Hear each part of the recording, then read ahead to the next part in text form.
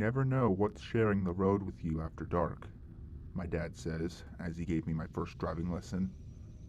Whenever you're driving alone on an empty road, pay attention to what you pass, even if it's just something you notice for half a second out of the corner of your eyes, or just in the range of your headlights, because even if you're not looking at all, you can be damn sure something is looking at you.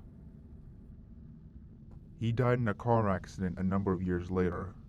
It happened just after midnight on an empty road in the middle of nowhere. The software in his truck notified his dispatcher that there had been a crash. By the time the sheriff and the paramedics arrived, he was long dead. The official report indicated he died as a result of the injuries sustained when his tractor trailer skidded off the road and struck a bridge abutment at 40 miles per hour.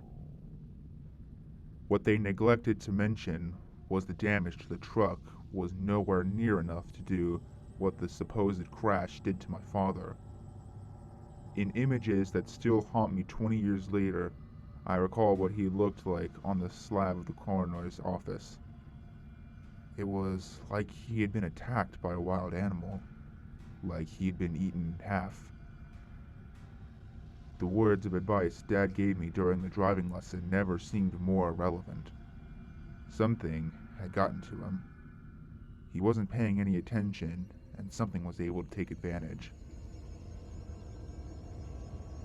Nowadays, I only drive at night if it is absolutely necessary, and I'm vigilant, especially now that I've been paying attention, not just to the nighttime conditions, but what I see during the day.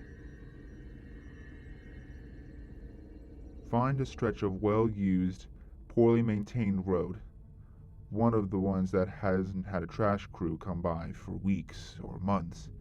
Take a walk.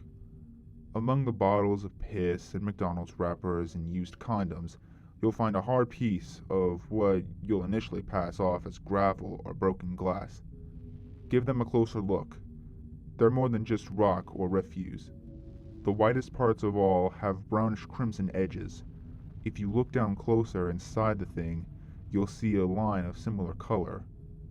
I dare you to say it doesn't look like a vein. Bring one of them to the pavement. Try not to get hit by a car, of course. When the coast is clear, put the sharper end of the thing inside one of the scratches. You'll find no doubt scoring the surface of the road. They're not very deep, but they're numerous. The piece fits perfectly, doesn't it? I've been to almost every state in the Union.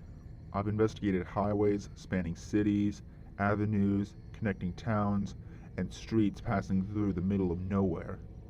Every one of them has those objects and those scratches. Some have more, some have fewer. Last night, I was in a taxi on my way from the airport to my hotel in downtown Boise.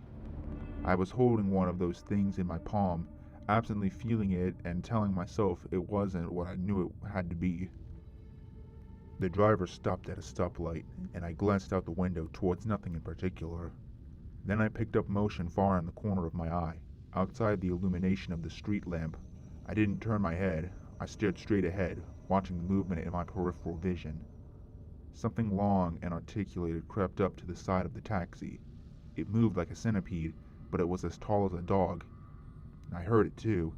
The sound was low, barely within my range of hearing. Had I not been turned on by its presence, I would have not noticed it at all. It was the scratching sound of its sharp feet traversing against the pavement. I fingered the piece in my hand and held my breath. The light turned green, and my driver began his slow acceleration. Right as he did, I whirled my head back towards the creature on my left. It was a foot away. I stared at its face, no fewer than 20 black, compound eyes above the set of pernicious piercers and the gaping maw filled with illuminatable teeth. The moment our eyes met, it slunk back into the darkness, but not before I had one of its claws on the door. At the hotel, I thanked the driver, tipped him, and advised him to be careful. "Buddy, these are some of the safest roads in the country," he laughed. "But thanks for looking out." I nodded and closed the door. A long line of paint was missing. I pressed the object I'd been carrying against the scratches. It fit, just like I knew it would.